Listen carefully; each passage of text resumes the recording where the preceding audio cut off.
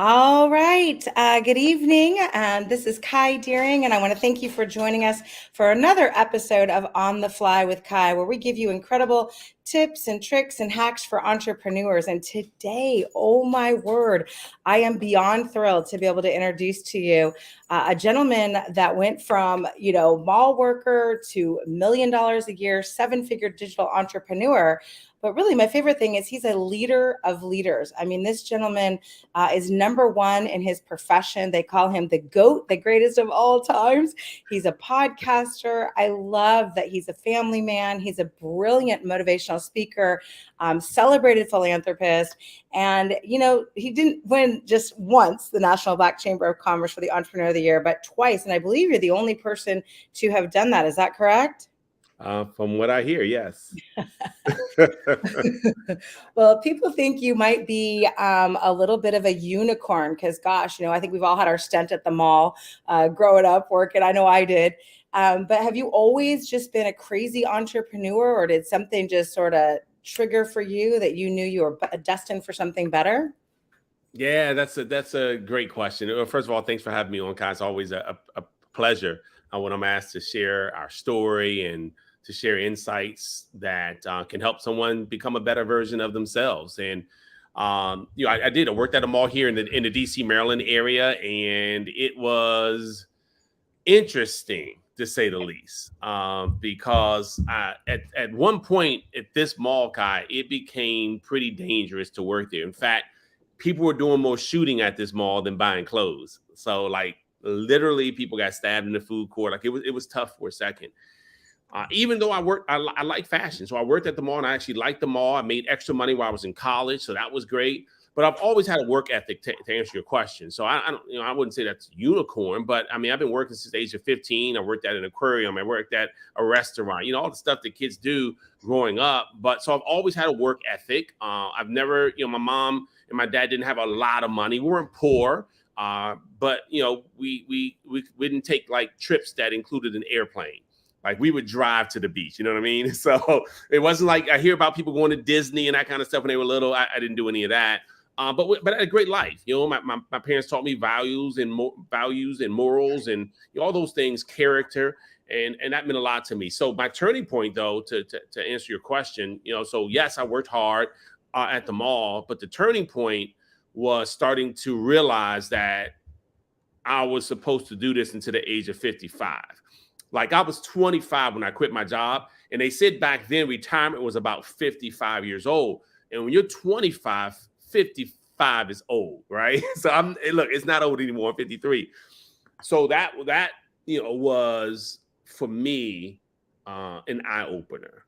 Say, man, do I really want to do this for the rest of my life?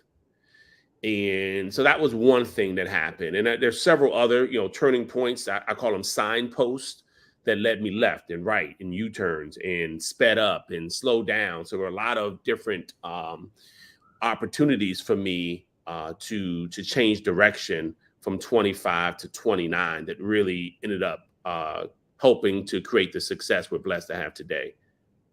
So not everybody, I mean, I love that. That's amazing. And you're still a fashionista in my eyes, just so you know.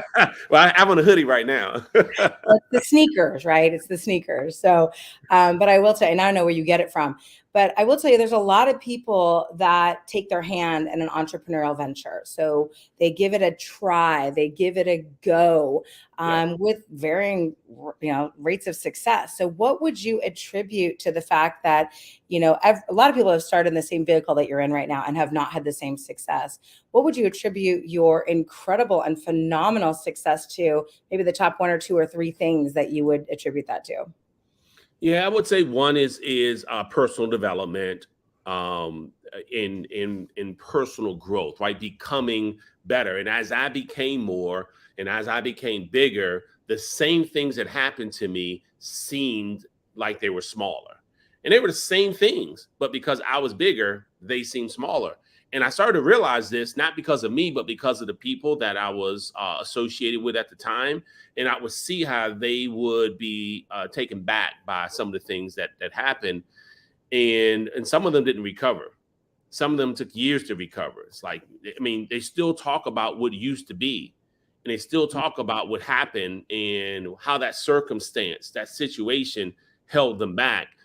And through personal development, you start to realize that everything happens for you. Nothing happens to you. There's always an opportunity to grow, to learn, to overcome. And you can't get better without things that make you better. Like you can't become courageous without some type of fear entering the scene. Like you just can't say, oh, I'm courageous. How do we know? Unless you've done something in the presence of fear. That's the only reason we know that you're courageous. How do you become resilient unless you've fallen down before? Well, you can't say I'm resilient unless you've fallen down and bounced back. And so there were opportunities for me to fall down. And the only reason I knew that I'd become more resilient because I got back up faster. I didn't stay down as long. So what I felt like was happening for me that didn't happen for a lot of people is I was intentional and fanatical about personal development. I mean, all the seminars I can go to, all the audios I can listen to, and now, of course, there are podcasts, there's audio books and books. And so all of a sudden, the things I started to say were different than the things I used to say. Because I said different things, I attracted different things. And because I attracted different things, I had different results than other people. So it sounds simple, but sometimes things that are simple to do, also simple not to do. And so it's simple. It's easy to read a book, but it's also easy not to read a book. So I'll get to it, and then you never read it. Or maybe you start, but never finish it. I finished. That was the difference. I started and I finished. Most people never started, and those who did, most of them never finished. And I'm talking about just a book. Yeah. So I was becoming more. So that would be one big thing that I did. The second thing was find mentorship. Anytime you want to be successful, you can actually shorten your learning curve. I mean, people hear that, and I think sometimes we just take it for granted that I can learn from someone who took 10 years to achieve a goal. And if they're willing to mentor me, I get to learn not just the 10 years of what they did right, more importantly, the 10 years of what they did wrong. So now I don't have to make the same mistakes. The reason why I took them 10 years is because they made mistakes throughout the 10 years. It's not because of the success they had in 10 years. The mistakes is what prolong their success. So if you can learn what the mistakes are, guess what? You get to the success faster, just like they would have if they hadn't made the mistakes. They did it. Now you don't have to. So mentorship has been invaluable for me. And I've invested in myself to have great mentors and great people around me. And that's all. And it's still the case. I don't want you to think like that's a past thing. It's still the case. Like when I wasn't at six figures, I got in a room with those who were making six figures, and I realized they thought differently. They talked differently. You know what I mean? They didn't talk like some of the folks who I was around at the time who weren't making five figures. And then I got into the room with those. Once I started making six figures, I got in the room with those who were making seven figures. And guess what? Different philosophies, different conversations, different opportunities in networking and investments. And then when I started making seven figures, I got in the room with those who were making eight figures. Different, very different conversations. Right? So it's never stopped, is my point. Unless I decide I want to stop growing. You know what I mean? The moment I say, this is good for me, then I'll keep my same associations because my current associations have me achieving what I currently achieve and what I currently have. My next set of associations draw me to a different place, either backwards or forward, depending on who they are. That's why those things are critically important. So those are the things I would share, I guess, as a few things that made the difference for me. And I think some folks may have neglected those things or perhaps took them for granted. I agree. And I can see sometimes when you're working with somebody who's doing reading the books, meeting with the people, and then when they're not, I mean, it's very obvious. And so if you were to say, like, it's hard because I'm taking notes at the same time, like this is the hardest interview ever. So I'm taking notes, asking questions. So if you want to ask questions, we can actually see your comments right there on the screen. So what was perhaps one of the books or conventions or, personal development gurus that really shifted for you everything? I know I've got a few of them. So what would you recommend somebody start reading right now? Yeah. So one of the first personal development systems that I ever listened to was an audio by Jim Rohn.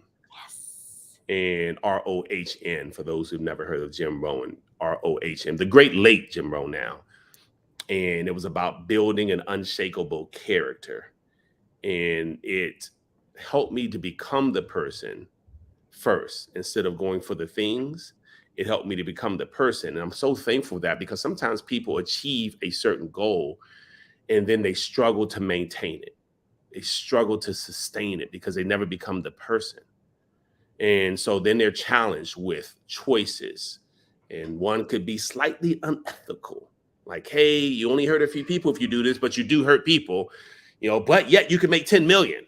And it's like, do I take the 10 million? It's only two people that would kind of be hurt by, you know what I mean? So I became the person, which was so thankful for that.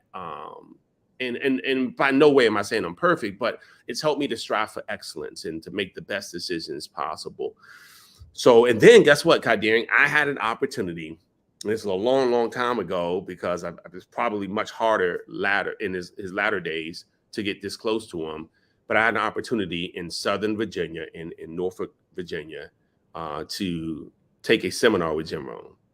Wow. And it was like a few dozen people. Wasn't even a lot of people there. And I was like, oh my God, this is amazing. So I listened to his audios and I found where he was going to be and actually invested to go there. So that was a game changer for me as well. So those are some of the first moments I remember that I started to really realize, oh my gosh, I'm meant to be someone different. I'm meant to be greater. I became passionate about my growth. And it was not egotistical. It maybe had some ego, because I was so excited about the person I was becoming. When I looked in the mirror, I was like, Steve, we're about to do some big things in this world. And look, here's the thing. I didn't even know what at the time. I didn't even know what I was going to do. I just knew it was not working at the mall. I knew it was not having someone else dictate what my worth was, what my value was. And so I got excited about creating my own worth, creating my own value, which for some folks is scary, right? They're like, look, I'm afraid to go out here and to not know when my next check is coming in. For me, it's scary to know when my next check is coming in, especially if I know how much it's going to be, because that means you already predetermined what my worth is in advance. How do you know what I'm going to be worth 2 weeks from now? I feel like I'm worth more 2 weeks from now. So I should get paid more 2 weeks from now than what I get paid today, because I'm going to be better. I'm going to be a better leader. I'm going to be better at marketing, better at skills. I'm sharpening my axe daily. So when someone says, hey, you're worth $40,000 a year, like they did at the mall, it wasn't the mall's fault. It's my fault for accepting $40,000 a year when I knew I was worth more. So that's when it started to happen. I thought, man, every year I'm getting better. So if I'm getting better, I should attract more and I should get paid more. And that's what's happened to me in my entrepreneurial ventures. That's so true. And I was very blessed to go see Jim Rohn too in Oakland, by the way. Wow. Nice. And it was before social media, so I don't have a picture that I can find. Me too. On. So bummed. But and then I have all these audios, like cassettes and CDs from all these greats. You got rid of them, right? Just out of curiosity. Do you still have actually, them? I still have them. You too. Yeah. I'm like, am I gonna? Anyway, I don't have a CD. I don't know what to do with them, but I have them. I just can't part with them. It's too much money out there. So I know that I'm sure you tried to include a lot of friends and families on this journey of self-discovery, of personal development, of entrepreneurship. And I'm assuming a few people didn't go with you. True or true, right? True, and yeah. So that happens whenever you're stepping outside of something that's not, the norm, if you will, and you're trying to do something incredible with your life. It's the crabs in the pot trying to pull you back. What was your secret to overcoming that, or was that even a problem for you? Yeah, no, it certainly was a problem. I mean, I took it personally. And again, personal development helped me out, because one of the 4 agreements from the book, The 4 Agreements, was don't take it personally. And I was taking it personally. Like they were saying no to me, and they were saying no to their future, no to the particular venture I perhaps was trying to get them to invest in or to participate with. But I was taking it as no to me. And they were kind of saying no to me as well, because I was the one actually, pitching the idea. But I took it so personally that it took me out for a little bit. So I'm thinking, man, I got to get better at this. So again, through personal development, I bounced back fast. I realized that wealth is a minority. It's not a majority. If it was a majority, everybody would have it. And so if I'm going for something that most people don't have, I have to expect that most people aren't going. Now, I have to dispel a myth, though, and because sometimes folks would say things like, hey, you want to be careful, man, out there going for the top positions and hitting high levels in life, because it's lonely at the top. And I disagree. It is not lonely at the top. It is you have to make new friends at the top. There are other people at the top. Trust me. My wife and I go, on some really nice, exclusive vacations. And I mean, we visited private islands, and guess what? There were other people there on the private islands. We weren't the only one. I mean, it wasn't as many people, but we weren't the only one. So we made new friends. So we say it's lonely. What we mean is that all the people who were there at the base of the mountain may not be at the top of the mountain. So it seems lonely until you start to associate and meet the new people who are at the top. Because you're not going to be the only one at the top. It's just that the people you're used to being around at the bottom. So that's, kind of a fear tactic. Hey, it's lonely at the top. No, it's not. I just don't want anyone to be afraid of success. And so, yes, a lot of folks, and listen, different is not wrong. So I'm careful not to make anyone in my family, any of my friends I went to school with feel bad for not coming along. That was their choice. And you know what I mean? Everybody, we all have choices, and they're all consequences that come with all of our choices. And some of them, had their reasons for not coming along. Perhaps what I was doing wasn't a fit for them. The only challenge I have, Kai Deering, is when people were negative and unsupportive, but yet they called themselves my friends and family. Totally. So I had to redefine what I called a friend and who was an acquaintance. And that helped me out because some of the people I was calling a friend did not fit in my definition of friend. Because, Kai Deering, if you called me and you said, I really need you, is there any way you can be here this Saturday? Like, I don't know what I'm going to do, and I need you here. I need you in person. As a friend, I would rearrange my calendar because now, if I couldn't afford to get out there, that was one thing. You know what I mean? I'd be like, oh my gosh, is there anything else I could do? Because I can't get out there. But if I can afford to get out there, which I can, I would say, yes, I'm there. I don't care how much the plane ticket is. I'll be there Saturday. That's what I mean. That's a friend. And I mean that, by the way. I would be there for you. And I wasn't even asking that of my friends. I was just asking that they support me. Refer me to people who they felt like were fit for the services I was providing with my venture. And some of them were really mean and really negative. And that's the challenge I had was, man, do I still communicate with them the same? And the answer was no. Mm-hmm. The answer was no. So, and again, I hope I don't come across as insensitive, but because I had a legacy goal to create wealth for my next generation, I could not allow anyone to hold me back. Because how do I explain that to my kids and grandkids, my parents who I wanted to spend invaluable time with? My dad is no longer here, but I don't regret him not being here because I had opportunities to spend time with him, to take him to the doctors, to, you know what I mean? Even before he was really sick, we had time together. We vacationed together. He went on trips with me. So because of that, I celebrate the life I had with him and celebrate the memories. And that's what I mean. I could not let the negative people hold me back from that. So be careful. Some folks don't want you to have it. They don't want to have it. They don't want you to have it either. There's so many things you brought up, and I'm so sorry about your father. And same thing for me when I lost my mother. I mean, I really had no regrets because I spoiled her rotten. I took her everywhere. So I love that. And money isn't everything, but it certainly ranks up there with air if you don't have any. And it can dictate whether or not you can go help a friend, like you said. Yeah. My mentor, business partner, Craig Hepner, his mother passed, and I was able to hop a plane, just go for one day to the memorial and come back. And that's what money can do for you. You're really on the other side of money, and you tease a little bit about this because people will say, well, why do you keep working so hard? Because you certainly are. I mean, you definitely have built a passive income of, 7 figures. Why are you going for 7 figures a month? And I love it. And I'm right behind you. Yeah. There's when you know your purpose and you're clear on the vision, you can't stop at an amount of money that may fulfill someone else's vision and purpose. So the people that often tell me, man, why are you still doing it? It's because their vision perhaps and their purpose would be fulfilled at millions. Mine cannot be. There's more I have to give and more I have to do. It's bigger than just me. And so there's more people I have to help get to seven figures. There's more opportunities. There's more opportunities out there for the generational wealth I'm creating. And so it's hard to retire when you're passionate about what you're doing. Like retire from what? Retire from providing equality, retire from, being able to help people. I mean, what I do for a living, it's hard for me to retire from. I'm just blessed to get paid a lot of money for doing something I love to do.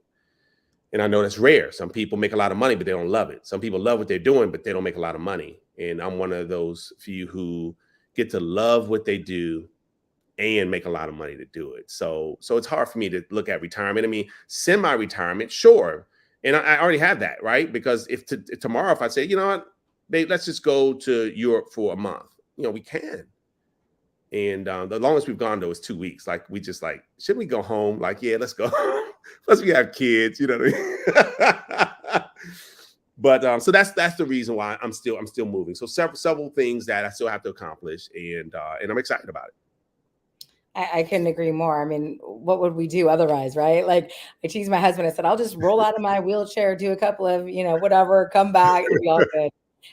But in that same vein, there's a lot of fears. So I think people have fear of success, their fear of what if I made $1 million, what would I do with it? They don't know what to do.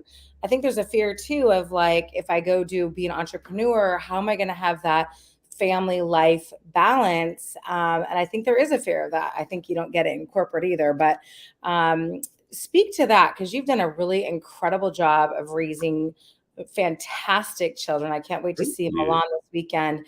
But they're brilliant, they're bright, they're loving, they're thoughtful, they're kind. You spend more time with your wife than most people probably do at any stage. And so how are you able to make that all work together? It's a beautiful dance to watch. Oh, thank you. Yeah, just pull up my Instagram, because my profile says on my Instagram page, living proof that you can have faith, family, finances, and time freedom all in a healthy mix. That's my life. That's what I promote. That's why it's my profile on my Instagram page, because I am living proof. And I don't say that to be arrogant. I don't say it to be pompous. It is my life. And I am blessed to have a healthy mix of it all. Yeah. And so it's all based on prioritization. It is not based on balance. I use the word balance because most people understand when I say a balance, but it truly isn't a balance, because balance seems to imply that it's even, right? When you're trying to balance scales, it's even. If the scales aren't balanced, then it's uneven. So when we say balance, we seem to think like, okay, you got 25% of your day on health, and 25% of your day on your finances, and 25% of your day on family, and 25% of your day with your faith or religion, right? So that would be balanced day. And I don't even know when you sleep. Did you put sleep in it? Like, you know what I mean? So maybe that's the health part. So that would be balanced. So my days aren't balanced. Some days, more time with the kids. It's just a different type of, most folks, it's like 9 to 5. And then when I get off, the kids are all mine. You know what I mean? So they look at that as balance because they worked all day. Then they have time with the kids. That's not my life. So there are times where the kids, as because you're in Northern California, I'm in Maryland, Milan, my youngest, she's on a quick break from school until she goes back for an internship. So she's like, I'm going to be home. I'm like, oh, great. We're going to Northern California. We'll get you a flight too. You're going with us. She's like, oh my gosh, is Kai Deering going to be there? Of course, that's where she lives. So, you know what I mean? But that's what I mean by, so we've got the plane ride. We've got the time when we're there. We'll hang out while we're there. And we'll do business together. So she's learning what's caught, not just what's taught. So all that's happening. And it's always been that way. So priority means that my wife would say, hey, babe, don't forget, Makai has a football game. Malik has a track meet. Milan has a dance recital. And Rayvon has something at the school. You know what I mean? So then it's all on my calendar first. So that's why it's priority. Then around those most important things, then I can put whatever else is important, right? So if, let's say you're in your value system, faith is first. So then let's say you have a, I don't know, a Bible study, not to speak religion, but let's just say you have a Bible study. So you put that in there. It does not mean that you're in Bible study every day for 4 hours, because then that would be, oh, faith is most important to me, so I'm spending the most time in. This is what people think. Because it's most important, you're supposed to spend the most time with it. Like, that's just not true. It just means it's first. It's priority, right? So as faith is important, probably, God is first in your life, but it doesn't mean you spend 10 hours in church. So this is what the misnomer. This is where people, have really gotten off track. So what happens is I put what's important first, and then I'm like, all my business stuff just goes in. People are like, how do you get it all done? Because it's on my calendar. So if you call me and say, hey man, are you available for a conference call at 2? Can't do 2, but I can do 4. I don't even have to say why. It's 2. Oh, that was something for Makai. So 4, because the family's already in there. They're like, oh yeah, 4 works then. Or you can like, hey, can you do 6? I can do 6:30. See, you don't have to say why. It's just you had your family in there. Now, there were certain seasons in my life where I had to limit the amount of time I put family in, because I had to get to a certain place financially to take care of that family. They wanted to go to private schools. Well, I'm gonna have to limit the participation in there for certain family activities. My family used to say, Darnell coming to the family reunion? Nope. Because in our business, it was we had these Saturday events where you could go get coached and trained on how to be successful. So I was always there. But guess what? Here's the funny thing, Kai. When I worked at my job, no one ever complained that I didn't make it to the family reunions. So true. And I worked every Saturday at the mall. As a manager, you're there every Saturday, literally every Saturday. Here, I was gone 1 to 2 Saturdays a month doing some trainings with my business. But yet, no one complained when I had to. They were like, oh, Darnell's working. He got that job. They were like, oh, yeah, he works so hard. We're so proud of him. He's a manager, right? This is what they said to my mom. She's like, yeah, he manages the store. Oh, we're just so proud of him. For my business, oh, yeah, you're putting the business first. Tell him be careful. Don't put that business before the family. He got to be careful. God is first. And it's like, but they never said that when I was at the mall. True. Working on Sundays instead of going to church.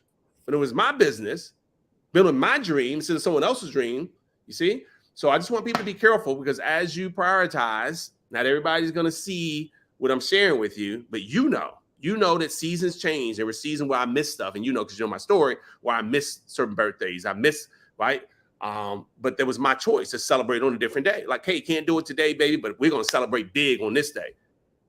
See? So it's the expectations of others on our life that messes that up, because my daughter didn't care. My wife didn't care, but it's other people saying, oh, no, he missed the birthday. They didn't care. We celebrated on another day, and we made it big. It was big. They were happy because we made it bigger than what was on their birthday. So you just got to be careful.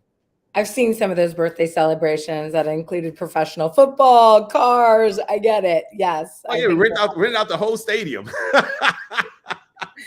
I think they're pretty okay with what day of the week it was. It didn't really matter. They didn't care. And don't get me wrong, there was a few moments that we missed birthdays, but for the majority, we've been there. But I'm just trying to get everybody in the right mindset, your audience, to really understand that sometimes you make adjustments that the average person would never make, so that you can have things that the average person would never have. Agreed. And, we're kind of old school business folks. And so before we go into it, I want to share this, and then I'm going to ask one more question, and then we'll definitely dive into a little bit about the event coming up, because you did mention that Saturdays are super important. But I do have one more question before we go. So we still do Saturdays. Scrolling banner? That is too cool. Got to get high tech. We're in Silicon Valley over here. I love it. But you've alluded a couple of times that, your daughter Milan is coming, your wife is coming, you guys are all coming out for an incredible Super Saturday. So if they live in Northern California, what can they expect if they come to Cal State East Bay Hayward at 10 o'clock on Saturday, May 20th? Yeah, I'm going to do an overview on a vehicle we used when I was 28 years old to create the success that we're blessed to have today. I set a goal when I was 25 years old. I don't know if you know this, Darren, but I set a goal when I was 25 to be a millionaire by the age of 30. I missed that goal. I still made millions in my 30s based on a vehicle I'll be sharing in Hayward on Saturday. So we're going to share that vehicle. And some people use this vehicle as seed money. for investments, for their first real estate property, to write their first book. So people use this vehicle to do other things. So the great thing about it, it's a very flexible opportunity where people can do part-time, spare time, anytime, and it's very disruptive in a space where most folks have not even heard of what we do. So it's very disruptive, and there's sort of two mobile apps that are very disruptive that I get a chance to market. So the great thing is that we can do it from literally from anywhere. Literally, we were in Jamaica, all six of us, my wife and I and our four kids, and made more money in Jamaica, yeah, man, than we did all week long while we were in Maryland. How's that possible? It's because things are disruptive now. And I think the pandemic proved it to us, right? Like, you don't have to actually go into work anywhere. You can work remotely. And with our business, we can certainly do that. So I'll be going over that. It's a quick 45-minute presentation or less. And we'll talk a little bit about what we do, how we do it, strategies that we use to market, and the compensation package that we have that goes along with it. So, I love that because not only do I get paid every day when someone takes advantage of the mobile apps that are disruptive, but also, like as you mentioned earlier, passive and residual income. So in my 50s, I still get paid from what I did in my 20s, my 30s, and my 40s. It's amazing. Yeah. And if you're not able to join us because maybe you don't live in the area, circle back with the person who directed you to this particular interview and have them send you a pre-recording of one of our incredible webinars. And you'll probably be on that webinar as well. But you really set me up really well for this, because when we got started with our venture that you're talking about, it wasn't the technology, it wasn't the Zooms, it wasn't all of this. And so I'd love for you to speak a little bit on one of my favorite subjects that I'm studying, trying to get better at, social media. So how has that affected business technology? I'd just love a couple quick thoughts on social media. Yeah, I mean, one, it's the speed in which things have happened. Without that type of technology, not only will it take time to expose people to information, because you got to say, hey, when you're getting off, I'm on my way to meet with you. Let's do lunch. And so you got to get time schedules of this person who's got a career or a business that they own, and this person who has a career, business, and family, whatever they have going on. You got to figure out that match to get together and try to deliver some information. With social media and with technology now, we can deliver information faster. We have social proof because of social media, so people can see, hold on. I mean, unless like renting jets or, leasing houses, I get it. There are people out there, that fake stuff, but overall, you can really see that, oh, wow, this is the person's life. Like, they legitimately are spending time with their kids. You know what I mean? Unless they rented to kids. But again, for the most part, like, you get to see it. And it's really, that social proof has meant the world. And so folks are now, it's attraction marketing. They're like, dude, what do you do? Like, do you have a job? Like, they just can't believe it. And my wife and I went downtown today because Milan had to get her passport renewed. She's going away with her friends out of the country. So Milan had to get her passport renewed. And when we were downtown, there was so many, and I live in the DC area, so many people walking back and forth. And I said, I should come downtown more often, because it's easy for me to take for granted that I haven't worked a job since I was in my 20s. And you see so many people just hustle and bustle and moving back and forth in suits and ties. And I'm like, wow. And don't get me wrong, if they love what they do, that's awesome. But I bet a lot of them, statistically, a lot of people don't love what they do and would rather not be in traffic, rather not, have to be away from their family like that. Yeah. And rather not, unfortunately, live off in retirement off of 40%, which it was hard to make when they had 100% coming in. So I just say the technology in social media has helped us to see that there are opportunities out there, and there are real people making real income with legitimate businesses. And again, there's always some folks who, are scam artists and stuff like that you got to be aware of on social media, but that's anything. So social media advancements, technology advancements bring out a little bit of everybody, but it also makes you aware of real people and real opportunities for you in your future. And that's what I've seen. I'm like, man, it's allowed me to make connections, to join networks that I wouldn't have if it wasn't for social media. I'm like, hey, let me say, hey, man, I appreciate the motivation, and relationships start. And then hey, next time I'm in Atlanta, man, we should do lunch. And all of a sudden, through high touch and high tech, amazing things happen. So anyway, social media has really blessed me with urgency, both with prospective customers in my business, as well as onboarding. Once people decide to start their own entrepreneurial ventures, social media and technology has helped me to onboard them much faster, to get them paid and promoted much faster as well, which is awesome. Who wants to start an entrepreneurial venture and not be able to profit? Everybody wants to. And so again, being able to learn from others faster, a multitude of voices through technology and social media has been just a blessing for us. Yeah, and I feel like it's an and strategy, Yeah. right? Like Yeah. you get to meet people and you can connect with them online. And we've been closer to the world than ever before here. Yeah. And, I've had a brick and mortar business before as well. And I love the fact that we're not a home-based business. We're a phone-based business. Wherever Yeah. our phone is, we're in business. I know we just got back from an incredible Bahama cruise and, Yes. writing business and talking to people in person on the cruise and being able to text and do our business and social media. It's a huge game changer. Yeah. Really appreciate that. I know we're going to go over this and more on Saturdays. I'm so excited for folks and guests. You would definitely be able to come and go for free. So if it's something that you can make your way to, I would take trains, planes, automobiles. I know we got people coming in. D that's on here today is coming in from San Diego all the way to Northern California to Hayward. So we'd love to help you out.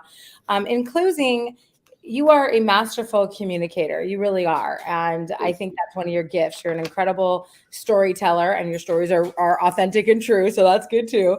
But what would you say to somebody out there that is just starting to be an entrepreneur? If you could give them, one piece of advice that you could go back to your former self and say, hey, self, right? Mr. Self, hey, self, what would you do different, better, stronger, faster?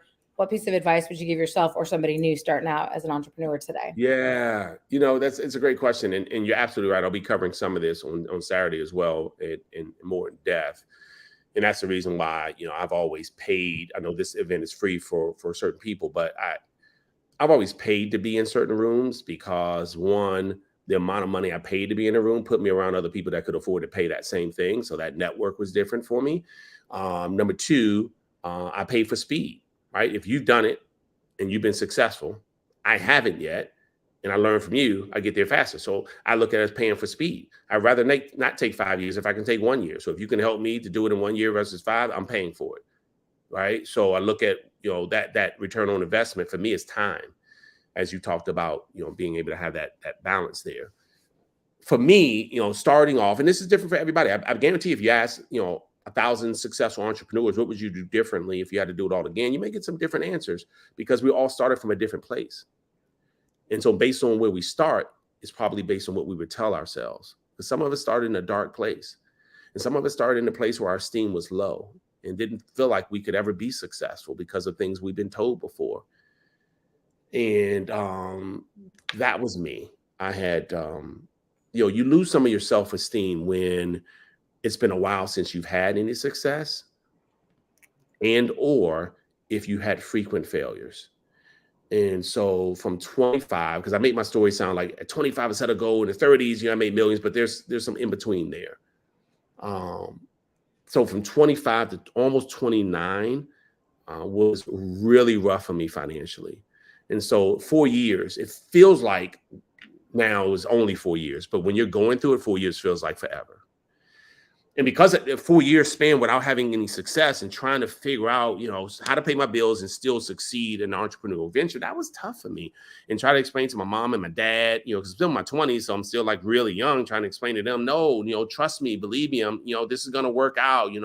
I'm meant to be an entrepreneur. They're like, maybe you should just get a job. And, and I know they meant well. They really did. They were being protective, not negative. And so, so for 4 years, Kai, I went through some rough financial times. So the length of time impacted my self-esteem. And then I tried so many different things to succeed. So I had both the length of time before I had succeeded. And this happens in relationships, anything. It's been a long time since you've had a healthy relationship. You're like, I guess I'm not meant to have a healthy relationship. Or if you had a lot of failed relationships, you're like, I guess I'll never have a healthy relationship. So this isn't just business. This is in life. And so it was a length of time, and there was a frequency of failed events for me that left me at a place at 29. Like, I don't know what I want to do. Like, I don't know what's going to happen for me. Maybe I was crazy to quit my job at 25. You know what I'm saying? So if I had to do it all again, I would tell myself at 25, listen, prepare, because it will be a climb up the mountain. There are going to be some obstacles, and there are going to be a lot of people who will tell you it won't work. What I need you to do, instead of slowing down when those things happen, I need you to speed up. I need you to go through them faster, because of who is going to make you in the end go through it faster so you can become who you need to become faster. People slow down when they have obstacles, objections, ridicule. And so it takes even longer for them to get through the space and become the person they need to become. But I would tell my old self, my 25-year-old rather self, just go through it faster. It's going to hurt either way. Pull the Band-Aid off fast. Don't pull it off slow. Just go to rip it off and continue to do exactly what I did. And that's personally develop yourself along the way. So that's the only thing I would do differently, because I'm thankful for my failures. I'm thankful for the lessons. I'm thankful for the opportunities to learn how to overcome. Because I think I'd be speaking down to people if I'd never had it. Like, what's wrong with y'all? But instead, I can speak with people because I know exactly what it's like to go through that season for 4 years. So that's what I would tell me. Great advice. So oversimplified, if you're in a storm, don't just pack a tent, hang out, keep moving through it as fast as you possibly can. Absolutely right. Absolutely Incredible right. advice. Well, I know you've been super generous with your time, and what an incredible opportunity to interview a gentleman of your success, but also humility and authenticity. It's been an incredible interview. And so we definitely will make this available. You can check it out here. We'll give you the links for it. But with that being said, sir, I know we're going to let you go because we're going to see you on Thursday, Friday, and Saturday this week with the whole family. Yeah. So anything else you want to share before we call it a night? Nope, that's it. Listen, no matter where you are chiming in from to check this out, if you can make it out to Northern California, catch a flight, a train. I mean, if you're riding a bike, you need to leave right now to get there on time. You know where you're coming from. But I would say get out there. Why? Because if it just opens your mind to think in a way that you never thought before, then you've got exactly what you need to get to your next level.